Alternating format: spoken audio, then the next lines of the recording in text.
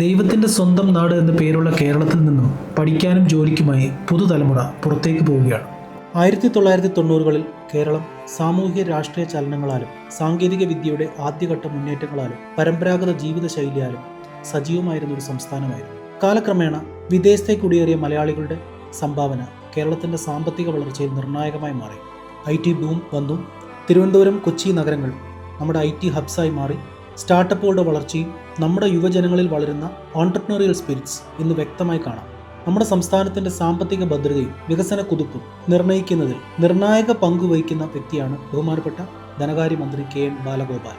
അദ്ദേഹം ഇന്ന് നമ്മളോടൊപ്പം ചെയ്യുന്നു. കേരളം ഒരു 100 വർഷം എടുത്താൽ ഏറ്റവും പിന്നണിയിൽ കിടന്ന ഇന്ത്യൻ സംസ്ഥാനങ്ങളിൽ ഒന്നായിരുന്ന കേരളം ഇന്ന് ഏറ്റവും മുന്നണിയിലേക്ക് എത്തി. മിക്കവാറും കാര്യങ്ങളിൽ എല്ലാവരും എലിജിബിളാണ് ഡെവലപ്മെൻറ്റിന്.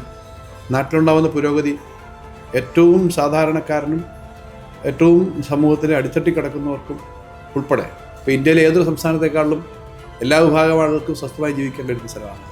ക്ഷേത്രത്തിൽ പോവാം, പള്ളിയിൽ പോവാം, നിസ്കരിക്കാം, കുർബാന കൈക്കൊള്ളാം, ദീപാരാധനയ്ക്ക് പോവാം, മറ്റു പ്രാർത്ഥനയ്ക്ക് പോവാം. പരസ്പരം തോളോട് തോളി ചേർന്ന് എല്ലാവർക്കും ജീവിക്കാൻ പറ്റുന്ന ഒരു സാഹചര്യം എന്ന് പറഞ്ഞാൽ ചെറിയ കാര്യമല്ല. ഇപ്പോൾ കൊട്ടാരക്കരയിലെ ലോകോത്തരമായൊരു കമ്പനി സോഹോ IT രംഗത്ത് വളരെ പ്രധാനപ്പെട്ട കമ്പനിയാണ്.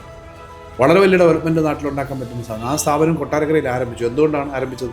നമ്മുടെ നാട്ടിലെ ആളുകളിലുള്ള കോൺഫിഡൻസാണ്. ഉയർന്ന ജീവിത നിലവാരം ലക്ഷ്യമിട്ട് വിദേശത്തേക്ക് പോകേണ്ടി വരുന്നവരുടെ നഷ്ടവേദനകളാണ് ഒറ്റപ്പെട്ടു പോകുന്ന അച്ഛനമ്മമാർ. ഇപ്പോൾ റീസെൻ്റ് ആയിട്ടുള്ള CAG റിപ്പോർട്ട് പ്രകാരം നമ്മുടെ പെർ ക്യാപിറ്റ ഇൻകം മറ്റ് സ്റ്റേറ്റുകളെ അപേക്ഷിച്ച് വളരെ മുമ്പിലാണ്, അതേപോലെ നാഷണൽ ആവറേജ് എടുത്ത് നോക്കുമ്പോൾ. പക്ഷേ എന്നിരുന്നാലും നമ്മുടെ യുവതലമുറ ഇന്ന് പുറത്തു പോകുന്നുണ്ട്. റിവേഴ്സ് മൈഗ്രേഷൻ ഒക്കെ ചർച്ച ചെയ്യപ്പെടുന്നുണ്ടെങ്കിലും എന്തുകൊണ്ടായിരിക്കും യുവതലമുറ എടുത്ത് പോകുന്നത്? പോയവർ പലരും നിരാശരാണ്. അവിടെ ഈ പറഞ്ഞ ഇത്രയും വലിയ പണം കൊടുത്തിട്ട് പല വിദ്യാഭ്യാസ കച്ചവട മാഫിയയുടെ കയ്യിൽ ഉൾപ്പെടപ്പെട്ട് അവിടെ പോയി തുടർന്ന് വിദ്യാഭ്യാസം ശരിയാവുന്നില്ല, ജോലിയും കിട്ടുന്നില്ല, കടമായിട്ട് പോകുന്ന സ്ഥിതിയുണ്ട്. മലയാളിക്കൊരു കാര്യമുണ്ട്, അവർ കോമ്പാറ്റബിളാണ്, എവിടെയും വർക്ക് ചെയ്യാൻ പറ്റും. ലോകത്ത് എവിടെ പോയാലും മലയാളിക്ക് ജോലി കിട്ടും. കാരണം നമുക്ക് ബേസിക് എഡ്യൂക്കേഷനും ലോകത്തെ ഏത് സിസ്റ്റവുമായിട്ടും അഡാപ്റ്റ് ചെയ്യാവുന്നൊരു എഡ്യൂക്കേഷൻ സമ്പ്രദായമുണ്ട്.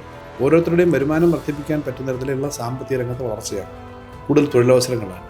അത് ഗ്രാമീണ തൊഴിൽ മുതൽ എല്ലാ തൊഴിലുകളും ആ മാറ്റം ഉണ്ടാവണം. അതാണ് നമ്മൾ സാധാരണ മുന്നോട്ട് വെക്കുന്ന കാര്യം. ബജറ്റ് എപ്പോഴും പോസിറ്റീവായ കാര്യങ്ങൾ ആയിരിക്കും ജനങ്ങൾക്ക് വേണ്ടി. ഈ തരത്തിലുള്ള പോസിറ്റീവായ കാര്യങ്ങൾ നമ്മുടെ നാട്ടിൽ നടക്കുന്നുണ്ട്. ഇനിയും അത്തരം കാര്യങ്ങൾ ഞാൻ നേരത്തെ പറഞ്ഞ പോലെ കൂടുതൽ ചെറുപ്പക്കാർക്ക് പുതിയതായി ജോലി കിട്ടാൻ, പ്രായമുള്ള ആൾക്ക് സ്വസ്ഥമായി ജീവിക്കാനും അവരുടെ വരുമാനം ഉറപ്പാക്കാൻ എല്ലാ മേഖലയിലും, പരമ്പരാഗത വ്യവസായ മേഖലയിൽ കൂടുതൽ മെച്ചപ്പെടാൻ, ഇങ്ങനെ എല്ലാ മേഖലയിലും കാര്യങ്ങൾ വരുന്ന തരത്തിലേക്കുള്ള പ്രയോറിറ്റി ആയിരിക്കും എപ്പോഴും ഗവൺമെൻറ് ആലോചിക്കുന്നത്. ബഡ്ജറ്റിനകത്തും അതൊക്കെ ആയിരിക്കും. അതൊക്കെ ആ കണക്കുകളുണ്ട്. ഫിസിക്കൽ കൺസോളിഡേഷൻ്റെ കാര്യത്തിൽ നമ്മൾ മുന്നേ വന്നു യൂണിയൻ ഫിനാൻസ് മിനിസ്റ്റർ തന്നെ പാർലമെൻറ്റിൽ തന്നെ സമ്മതിച്ചിട്ടുള്ളതാണ്.